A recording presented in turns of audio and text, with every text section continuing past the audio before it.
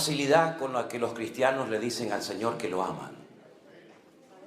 Se ha cantado varias canciones en esta mañana y se ha dicho, por ejemplo, Cristo, yo te amo. ¿De verdad le amamos a Él? ¿Sí? Aleluya. ¿De verdad le amamos a Él? ¿Y cómo se demuestra el amor a Cristo? Yo les voy a enseñar cómo se demuestra el amor a Cristo. Porque a veces observo en las congregaciones, observo en los lugares donde voy, que a veces cantamos y decimos cosas que luego no practicamos. Entonces estamos mintiendo. De madrugada te buscaré, decía aquella antigua alabanza, que es un salmo realmente, ¿no? De madrugada te buscaré. ¿Quién se levanta de madrugada a buscar a Dios? Se levantan de madrugada para ir a trabajar. Se levantan de madrugada para recorrer horas en sus vehículos para ir a su puesto de trabajo. ¿No será que tendríamos que revisar un poquito el cancionero? ¿No será que tendríamos que hacer lo que dice la Biblia, cantar con inteligencia? Porque yo me levanto de madrugada, yo te amo, yo te honro, yo te sirvo. Eso no cuesta nada al decirlo, ¿saben? Eso lo puede decir cualquier persona. Pero tenemos que ser coherentes. Yo creo que a estas alturas de nuestra vida, si no somos coherentes, en algo estamos fallando.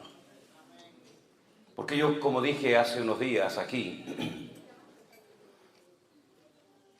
cuanto más tiempo llevemos en los caminos del Señor, más se nos tiene que exigir, evidentemente. No se le puede pedir la misma responsabilidad y seriedad y compromiso a un niño de 4, 5, 6 años que a un hombre ya con 20, 25, 30 años o más. Entonces, nuestra vida cristiana tiene que ser un reflejo de una madurez que ya supuestamente tenemos en nuestras vidas. Hay cristianos que llevan toda la vida congregándose y nunca han leído la Biblia entera. Nunca la han leído completa. De hecho, hay hermanos que me han dicho, después de los días del confinamiento, de la pandemia en el año 2020, en marzo del 2020, que recién en aquellos cultos, en aquellos días, es cuando se plantearon por fin, en serio, comenzar a leer la Biblia, cosa que prácticamente ni hacían. Y algunos llevaban 10, 12, 15, hasta 20 años congregándose en una iglesia y no habían leído la palabra del Dios que dice que aman, honran y sirven. Es una incoherencia increíble. Es una incoherencia tremenda. Decir yo te amo, decir yo te adoro, decir yo te sirvo, está muy lindo, está muy hermoso. A nosotros los cristianos nos gusta cantar, ¿verdad? Nos gusta adorar al Señor. Pero tenemos que preguntarnos, Señor, lo que te estoy cantando, ¿realmente estoy dispuesto a llevarlo al terreno de la realidad, al terreno de la práctica? Porque hubo un hombre, un discípulo de Jesús, que ustedes saben de quién voy a hablar, de Pedro, que le dijo en una ocasión al maestro, Señor, aunque todos estos te abandonen, yo nunca te abandonaré. Yo si tengo que ir hasta la muerte, estoy dispuesto a ir a la muerte. Tal vez fue sincero en su palabra. Tal vez fue muy honesto a la hora de decir eso, pero número uno, estás menospreciando a los demás. ¿Cómo que si todos estos te abandonan, yo nunca te abandonaré? ¿Y tú qué sabes lo que van a hacer los demás? ¿Por qué miras por encima del hombro a tus compañeros, a tus hermanos? ¿Por qué los miras así, tan despectivamente, como diciendo, de estos no te puedes fiar ni de uno, pero de mí no te preocupes, que yo voy a seguirte si hace falta hasta la muerte? Un error terrible, menospreciar a los demás, creernos superiores a los demás, pensar que los demás no son como nosotros en cuanto a nivel de madurez o en cuanto a nivel de compromiso o de santidad. Primer error grave que cometió Pedro. Segundo gravísimo error, proponerle o prometerle al Señor algo que no va a cumplir. La Biblia dice es mejor no prometer que prometer y no cumplir. Eso dice la palabra de Dios. Pero él le prometió al Señor que le acompañaría hasta la muerte y no cumplió con su palabra. Mintió. Luego el cristianismo no solamente se vive con el corazón, con los impulsos del corazón, con las emociones, sino con la cabeza. El apóstol Pablo dijo que Él es nuestro culto racional. No es una locura, no es que yo me emociono. Señor, te seguiré a donde quiera que tú vayas. Pero primero déjame que me despida de mi padre. Primero déjame que... Y el Señor dice, quédate en tu casa, no me sirves. ¿Verdad? Creo que falta mucha cabeza en la iglesia. Hay mucha emoción, hay mucho impulso, hay muchos deseos hermosos. Pero tiene que haber una sana combinación, un equilibrio entre la cabeza y el corazón. Porque de lo contrario, podemos convertirnos en personas emocionales. Y las personas emocionales, dice la Biblia en la carta de Pablo a los Efesios, que son tremendamente fluctuantes. Hoy están, mañana no están. Hoy a por todas, mañana no sé dónde me he metido, etcétera, etcétera, ¿verdad? Así que es cabeza y corazón. Siguiente error que cometió fue cuando el Señor Jesús fue al jardín de Getsemaní, al huerto de Getsemaní, a orar. Y le dijo a sus discípulos, incluido a Pedro, orad por mí, porque hoy, esta noche, mi alma está triste hasta la muerte. Esto es para los que dicen que un cristiano no puede estar triste. Si mi Señor estuvo triste y pidió oración, ¿cómo no voy a estar yo en algún momento de mi vida decaído, triste o desanimado? ¿Verdad? ¿Y qué hizo el Señor? ¿Ocultó su tristeza? ¿Aparentó, fingió que estaba pasándolo mal? No, Él pidió oración. Como tenemos que hacer todos y cada uno de nosotros. Hermanos, oren por mí. Yo oro por ustedes, ustedes oren por mí. Mutuamente nos apoyamos juntos en el nombre del Señor. El Señor va al huerto de Getsemaní a orar. Y Él, curiosamente, nos dice, de los 4 evangelios, hay uno que nos dice que Él llevaba escondida en su ropa una espada. No sé para qué tiene que llevar un discípulo de Cristo una espada, o un cristiano una pistola, o una metralleta. ¿Será que esa promesa de que el ángel del Señor acampa alrededor de nosotros y nos defiende no es suficiente? Entonces dice la Escritura que cuando vinieron a prender al maestro, Pedro sacó la espada y dice que le cortó la oreja al siervo del centurión. Cómo tenía que sangrar y gritar aquel muchacho en plena oscuridad, ¿verdad? Cortarte una oreja tiene que ser algo terrible. Pero yo tengo una opinión personal, no es Biblia, pero tengo mi opinión personal. Yo creo que realmente lo que Pedro quiso hacer es cortarle la cabeza. Pero aquel muchacho tuvo reflejos y la movió y solamente le cortó la oreja, pero probablemente lo hubiera matado esa noche. Y el Señor Jesús no lo felicitó como en otras ocasiones, sino que le dijo, guarda tu espada porque el que a espada mata, a espada muere. Yo no necesito que usted me defienda. Así que guarda tu espada. Un grave error de Pedro, aparte de los que ya he mencionado, es defender al Señor con armas carnales. La Biblia dice, aunque andamos en la carne, no militamos según la carne. Porque las armas de nuestra milicia no son carnales, pero son poderosas en Dios para destruir fortalezas y para llevar cautivo todo pensamiento a la obediencia de Cristo Jesús. No es con espada, no es con ejércitos, es con mi Santo Espíritu, dice el Señor. Y la Biblia habla de una espada, pero la espada del Espíritu, que es la palabra de Dios. Y no mis armas carnales, como puede ser el carisma, la elocuencia, la experiencia, etcétera, etcétera. Otro error terrible que cometió Pedro. Pero siguió descendiendo, porque se había olvidado de una palabra que el Señor le había dado esa noche. Antes de que el gallo cante, tú me negarás 3 veces. Cuando hay una palabra del Señor, y en este caso una palabra específica para la vida de Pedro, tú tienes que valorar y tener en cuenta que hay una palabra detrás de tus acciones, detrás de tus actos, y tú no la tienes en cuenta. Tú sigues empeñado en demostrar que tú eres mejor que nadie. Tú sigues empeñado en convencer al Señor de que esa palabra no puede ser así, sino que yo te voy a ser fiel hasta la muerte. Y no fue así, todos lo sabemos. Siguió al Señor cuando es prendido por los romanos, pero lo sigue, dice la Biblia, de lejos. ¿A qué distancia estás viviendo de Cristo?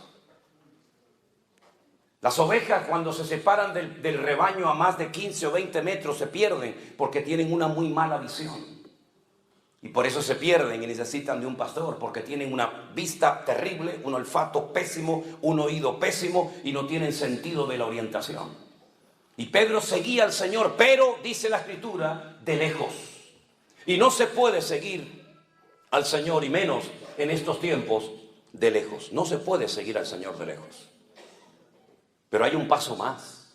La Biblia dice que mientras estaban interrogando al Señor en la mazmorra, en la cárcel que tenía uno de los sumos sacerdotes llamado Caifás, él estaba calentándose al fuego junto con los romanos. Dime con quién andas y te diré quién eres, dice el refrán. El que al buen árbol se arrima, buena sombra le cobija. Y Proverbios dice, él anda con sabios y sabio serás. Te estás calentando en un fuego ajeno. Ya tu corazón no arde con el fuego del Señor, sino con un fuego ajeno. ¿Qué conversaciones? ¿Qué bromas?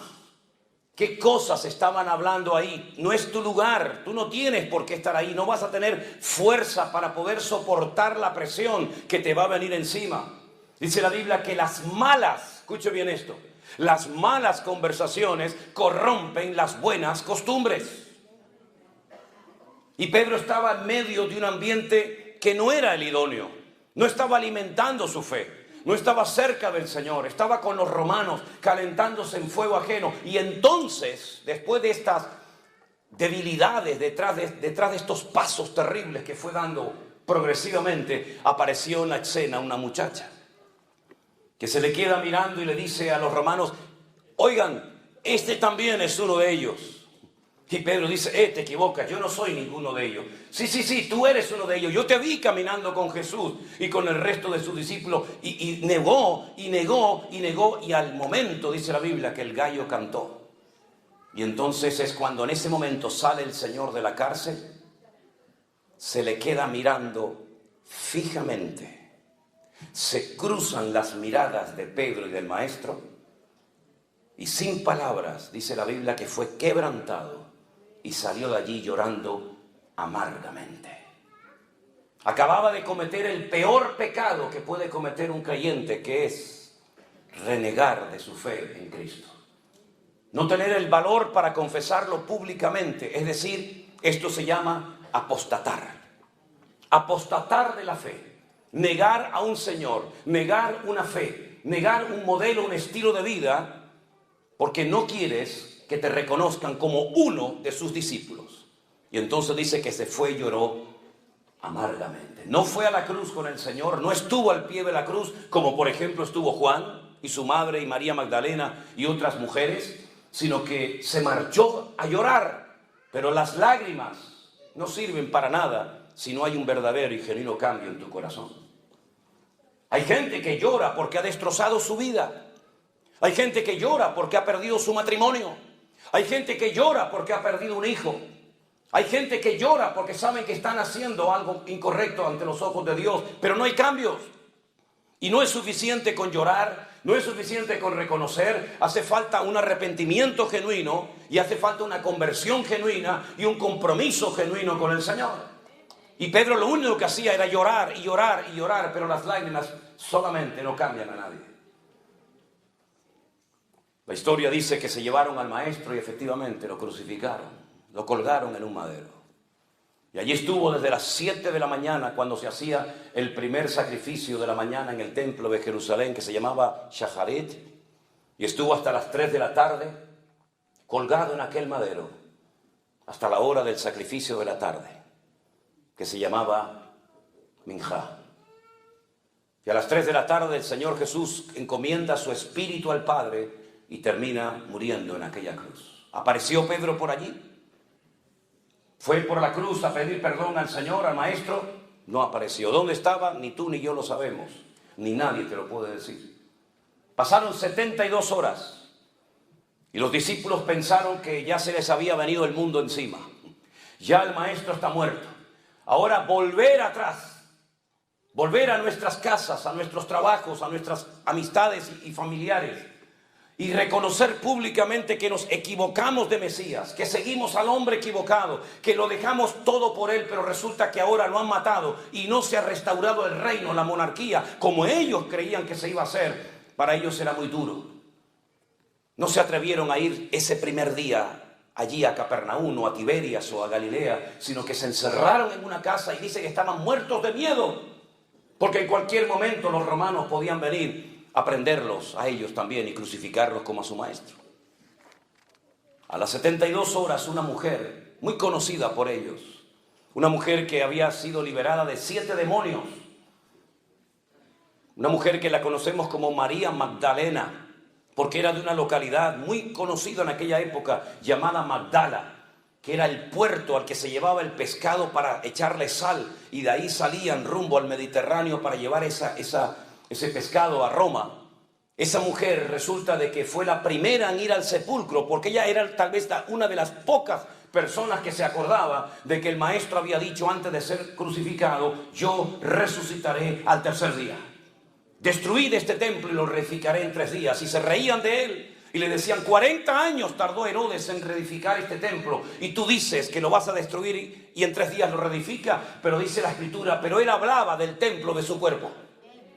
Juan no fue al sepulcro a los 3 días, no fue tampoco Pedro, no fue Santiago, no fue Bartolomé, no fue Felipe, no fue Tomás.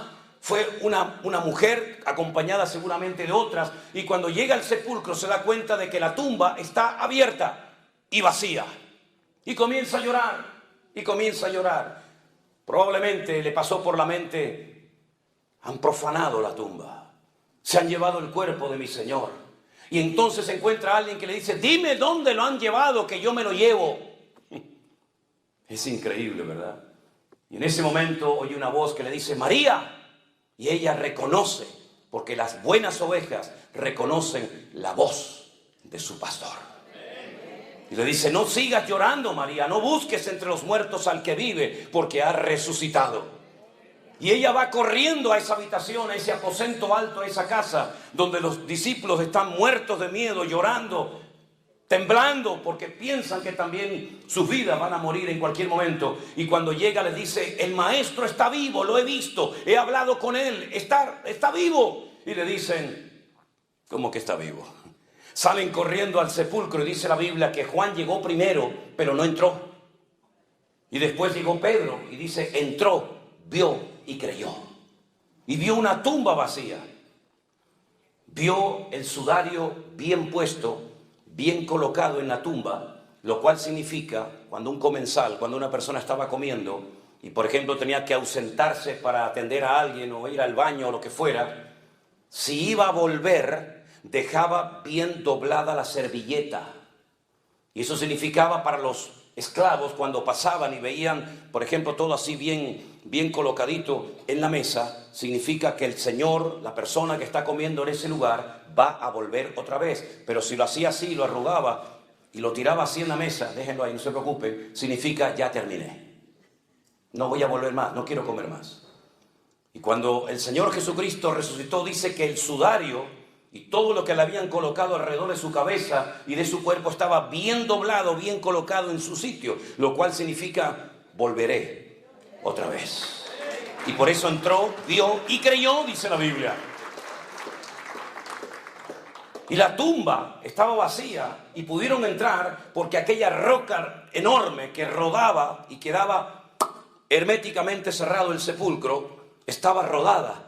Pero como he dicho en muchas ocasiones, la piedra no se movió para que pudiera salir el Señor. La piedra se movió para que ustedes que no creen puedan entrar y ver que la tumba está vacía. ¡Aleluya! ¡Gloria a Dios! Y entonces, él creyó, pero aún no le ha visto. Pero es que María Magdalena no solamente había hablado con el maestro, sino que había recibido un mandato. Y le dijo, escuchen bien esto, porque esto es para mí tremendamente interesante. Le dice María Magdalena, el Señor le dice a María Magdalena: vete a mis discípulos y diles que vayan a Galilea, que allí me encontraré con ellos, y a Pedro. Dice: dile a mis discípulos, y a Pedro, que vayan a Galilea. ¿Por qué dice discípulos y aparte pone a Pedro? Porque tú dijiste públicamente, delante de muchos testigos, y en la Biblia con que hubiera 2 testigos, máximo 3 ya era suficiente. Y tú dijiste delante de muchos testigos que tú no me conocías. que tú no querías saber nada conmigo, que tú no te identificabas conmigo, por lo tanto ya no eres un discípulo. Pero díganle también a Pedro que suba. Le hubiéramos dicho nosotros al Señor, a Pedro, si hubiéramos sido el maestro, sube también tú a Galilea, o le hubiéramos dicho, mira, ¿tú para qué vas a subir? Si en el momento más necesario de mi vida no apareciste. ¿Cómo puedo confiar en un hombre que me promete una serie de cosas y luego no las cumple? Yo no me fío de ti, yo no puedo darte otra vez otra oportunidad, porque tú has fallado a todo lo que has dicho. No has acertado ni una, querido. Pero sin embargo el Señor en la Biblia nos enseña que no solamente salva y libera y sana, sino que también el Señor de la Biblia es un Dios que restaura a la gente que ha caído y tropezado. Y entonces Pedro necesitaba ser restaurado. Pero ¿cómo va a ser restaurado un hombre que acaba de negar hace 72 horas al maestro? Vamos a verlo en la Biblia. Algunos decían, hoy no va a leer la Biblia el pastor. Sí, pasa que esto es una introducción a lo que voy a predicar ahora, para situarnos, ¿no? En el último capítulo del Evangelio de Juan, si ustedes leen el Evangelio según San Juan, es diferente totalmente al de Mateo, Marcos y Lucas. Se estudia aparte en las escuelas bíblicas, se estudia aparte porque es un evangelio completamente diferente, la estructura gramatical, el estilo, etc. Y en el último capítulo aparece algo que solamente lo cuenta Juan. Ni Mateo, ni Marcos, ni Lucas contaron lo que allí estaba a punto de suceder. Dice en Juan capítulo 21, yo espero que ustedes no sean de esos creyentes que están de moda, que ya no vienen con la Biblia a la iglesia o al culto. Siempre digo, si usted no trajo Biblia, siéntese al lado de un hermano que seguramente la ha traído. Incluso algunos prefieren traerla en el teléfono celular para que la gente, los vecinos, nos digan, ah, mira, es cristiano, va con la Biblia. Espero que usted no sea uno de esos, ¿verdad? Juan capítulo 21 dice, vamos a leer a partir del verso 1. Después de esto, Jesús se manifestó otra vez a sus discípulos junto al mar de Tiberias y se manifestó de esta manera. Estamos en el norte de Israel, estamos en el mar de Tiberias o Genesaret o el Kineret. Y allí estaban juntos Simón Pedro, Tomás, llamado el Dídimo, la palabra Dídimo significa gemelo, era gemelo de otra persona. Natanael, el de Caná de Galilea, los hijos de Zebedeo y dos de sus discípulos. Simón Pedro les dijo, voy a pescar. Y ellos le dijeron, vamos nosotros también contigo. Fueron y entraron en una barca y aquella noche no pescaron nada. Cuando ya iba amaneciendo, fíjense, se fue de noche a pescar y ya está amaneciendo, es decir, ha estado toda la noche intentando pescar. Y cuando ya iba amaneciendo, se presentó el Señor Jesús en la playa, mas los discípulos no sabían que era Jesús. Y les dijo, hijitos, ¿tenéis algo de comer? Y le respondieron, no. Él les dijo, echad la red a mano derecha de la barca y hallaréis. Entonces la echaron y ya no podían sacar por la gran cantidad de peces. Entonces aquel discípulo a quien Jesús amaba le dijo a Pedro, es el Señor. Simón Pedro, cuando oyó que era el Señor, se ciñó la ropa porque se había despojado de ella, se echó al mar. Y los otros discípulos vinieron con la barca arrastrando la red de peces, pues no distaban de tierra como 200 codos. Al descender de la barca a tierra, vieron puestas unas brasas y un pez encima de ellas y pan. Jesús les dijo, traed de los peces que acabáis de pescar. Subió Simón Pedro y sacó la red a tierra llena de grandes peces, 153. Y aún siendo tantos, la red no se rompió. Jesús les dijo, venid y comed. Y ninguno de los discípulos se atrevía a preguntarle, ¿tú quién eres? Sabiendo que era el Señor. Vino pues Jesús y tomó el pan y les dio y asimismo del pescado. Esta era la tercera vez que Jesús se manifestaba a sus discípulos después de haber resucitado de los muertos. Podríamos hablar mucho acerca de esto, pero quiero destacar lo siguiente. Días atrás el Señor le había pedido a Pedro, a Jacobo y a Juan que fueran con él al huerto de Getsemaní a orar junto con él, ¿se acuerdan? ¿Y qué pasó? Se quedaron dormidos. Los despertaba y se volvían a quedar dormidos. Los despertaba y se volvían a quedar dormidos. Y ya la tercera vez le dijo el Señor, seguid durmiendo. ¿No habéis podido velar conmigo una hora? ¿No os he pedido toda una noche de vigilia? ¿Os he pedido una hora de oración juntamente conmigo y no habéis sido capaces? Y ahora resulta que se nos encuentra en el mar de Galilea y dice la Biblia que han estado toda la noche hasta el amanecer intentando pescar y no han pescado nada. Oye, qué curioso, ¿no? 3 días atrás te quedabas dormido cuando te pedí que oraras por mí una hora. Y ahora para tu trabajo has estado toda la noche sin obtener ningún tipo de resultado y no te ha entrado sueño. Qué cosa más rara, ¿no? Bueno, eso pasa hoy en día también a algunos cristianos. Hermano, no tengo tiempo para leer la Biblia, no tengo tiempo para ir a la iglesia, no tengo tiempo para las cosas del Señor, pero luego para tu trabajo siempre te las arreglas para tener tiempo. Eso pasa en Europa, en Estados Unidos diferente, porque ustedes están en un nivel espiritual superior al nuestro. Nosotros de la vieja Europa estamos todavía en pañales, ustedes ya han superado esto, ¿verdad? Bueno, está bien. Cuando hubieron comido, ya están satisfechos, ya han comido, ¿no? Ya están contentos. Ok, ahora viene. Fíjense cómo el Señor restauró a Pedro. Jesús le dijo a Simón Pedro: Simón, hijo de Jonás. No el Jonás del Antiguo Testamento, evidentemente, otro Jonás, ¿no? ¿Por qué le menciona al Padre? ¿Qué tiene que ver el nombre del Padre con lo que el Señor está a punto de hacer en Pedro? Simón, hijo de Jonás, ¿me amas?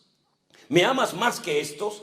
Y él le respondió: sí, Señor, tú sabes que te amo. Y él le dijo: apacienta mis corderos. Jonás fue un profeta que sabía la voluntad de Dios, pero fue un profeta rebelde. No quiso poner en práctica el llamado de Dios para su vida. Y por eso te estoy mencionando el nombre de tu padre. Porque has actuado hace unos días atrás exactamente igual, bajo la misma rebeldía y desobediencia de aquel profeta del Antiguo Testamento llamado Jonás, que estaba en Israel. El Señor lo manda a Nínive y él coge un barco en Jaffa o en Jope y se va en dirección opuesta rumbo a España, donde está Tarsis, en el sur de España. Y tú has sido exactamente igual. Tú prometiste un montón de cosas. Tú dijiste que ibas a estar allí. Tú dijiste que aunque todos me abandonaran, contigo se podía contar. Tú has sido otro Jonás, que sabías lo que tenías que hacer, pero no lo cumpliste. Por eso le recuerda el Señor el nombre de su papá, de Jonás, el profeta rebelde. Y le pregunta al Señor: ¿tú me amas? Y Pedro, como siempre, con esto, con el corazón, no con la cabeza. Sí. Cristo, yo te amo. Bueno, pues si me amas, demuéstralo. Apacienta mis ovejas, involúcrate en mi reino, involúcrate en mi obra, atiende a la gente, haz algo, mijo. No estés ahí, bendíceme, ayúdame, prospérame. Tal vez por eso el Señor nos llamará ovejas, porque todo lo que pedimos termina en me. Bendíceme, cúrame, sáname, guíame, muéstrame, ¿verdad? Apacienta mis ovejas, involúcrate, haz algo, métete en el barro y mánchate también junto con los demás. Como parece ser que la respuesta fue muy precipitada y nada pensante, el Señor volvió la segunda vez a preguntarle: Simón, hijo de Jonás, ¿me amas? Pedro le respondió: sí, Señor, tú sabes que te amo. Entonces le dice: pastorea mis ovejas. Lo vuelve otra vez a poner en primera línea. Estoy dándote una segunda oportunidad. Estoy volviendo a confiar en ti. Tú me has negado, pero yo te vuelvo a restaurar. Yo te vuelvo a poner en primera línea, apacentando las ovejas, apacentando mis corderos, atendiendo a la gente. Te estoy restaurando, te estoy dando otro voto de confianza. Aprovéchalo. Y la tercera vez le dice el Señor: Simón, hijo de Jonás, ¿me amas? Parece que ahora entendió. A la tercera va la vencida, dicen por ahí, ¿no? Pedro se entristeció de que le dijese la tercera vez: 3 veces me negaste, 3 veces tendrás que confesar públicamente delante de estos testigos que tú me amas. Señor, tú lo sabes todo. Tú sabes que yo te amo. Jesús le dijo, pues, apacienta mis ovejas. El Nuevo Testamento se escribió en griego. Y en el griego, como bien saben ustedes, hay varias palabras para hacer referencia al amor. No es como en nuestros idiomas que hay una y ya está. Y por el contexto tienes que interpretar a qué tipo de amor estamos haciendo referencia. En el griego no. En el griego, igual que en el hebreo, hay palabras concretas y específicas para que la gente no malinterprete el mensaje. Está la palabra eros, está la palabra fileo y está la palabra ágape. Las tres hablan de amor, pero de distintos amores. El amor ágape, para más información, lo pueden encontrar descrito perfectamente por la pluma de Pablo en 1 Corintios capítulo 13. El amor nunca deja de ser, todo lo cree, todo lo soporta, todo lo espera, ¿verdad? No se irrita, no guarda rencor, no busca lo suyo. Ese es el amor ágape.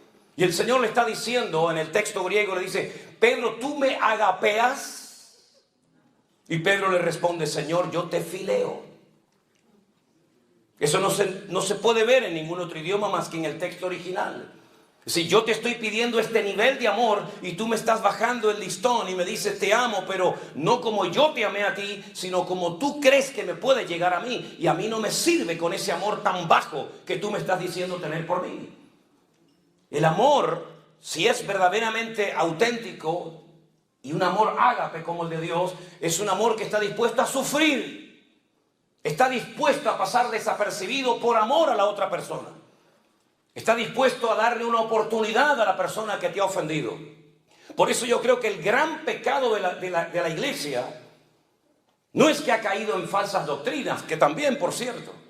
El gran pecado de la iglesia no son las divisiones internas que nos han caracterizado durante años, que las hay también. El gran pecado de la iglesia y de todos nosotros es que no amamos a Dios como lo deberíamos de amar. Somos capaces de estar una hora cantando y repitiendo lo mismo, pero en el fondo realmente amamos a Dios por encima de padre, de madre, de dinero, de trabajo, de nuestra propia vida. Amamos realmente a Dios. Cuando le preguntaron al Señor cuál es el mayor y principal mandamiento, podía haber citado cualquiera. Hay 613 mandamientos en la ley de Moisés. Y él dijo: el principal mandamiento de todos es este: escucha, Israel, el Señor nuestro Dios uno es. Y amarás al Señor tu Dios con toda tu alma, con todas tus fuerzas y con todo tu corazón. Y estas son las primeras palabras que aprende un niño de labios de su propio padre. Y las repiten por la mañana, y las repiten por la tarde, y las repiten por la noche, todos los días de su vida. Shema Israel, Adonai Eloheinu, Adonai Echad. Ve'ahavta Adonai Elohecha bechol levavecha, uchol nafecha, uchol meodecha. Todos los días repiten esto. Amar a Dios, amar a Dios, amar a Dios, amar a Dios. Amar a Dios con todas las fuerzas. ¿Qué significa? Que tengo que apretar así todos mis músculos para decir te amo, te amo. No, es con todos mis recursos. Eso significa con todas mis fuerzas. Amar a Dios con toda la fuerza significa que Él es lo primero en mi vida. Primero que mi padre, que mi madre, que mi hijo. Ahora pueden entender cuando aquel le dijo: bueno, yo te seguiré, pero deja que primero entierre a mi padre. Los hijos no podían salir de la casa paterna hasta que el viejo muriera, porque si no quedaban automáticamente desheredados. Era una falta de respeto que un hijo saliera de la cobertura del padre hasta que el padre no le diera permiso, hasta que el padre muriera. ¿Cuánto podía durar el hombre? 10 años, 20 años, 40, no sé cuánto. Pero el Señor le dijo: no me sirves, porque si pones primero a tu padre, o a tu madre, o a tu trabajo, o a lo que sea, no eres digno de ser mi discípulo. Porque es: amarás al Señor por encima de todo y de todos. Ahora entendemos la repercusión de la vida, el impacto en el mundo espiritual que tuvo Abraham cuando el Señor le dijo: sal de tu tierra y sal de tu parentela. Hizo todo lo contrario a aquel que dijo: deja que primero entierre a mi padre, deja que primero me despida de mi familia, deja que quede bien con ellos y le explique a lo que me voy a dedicar y tratar de llevarme bien con ellos, y cuando yo tenga el problema social o familiar resuelto, entonces te sigo. No hay condiciones. cuando Dios nos llama. Es sí o sí, todo o nada. O entras o sales, no hay medias tintas. O siembras o esparramas. No hay condiciones a la hora de obedecer al Señor. Por eso hoy vuelvo a repetir, amamos realmente al Señor. Yo creo que en lo más profundo de nuestro corazón no somos conscientes de lo que significa yo amo a Dios.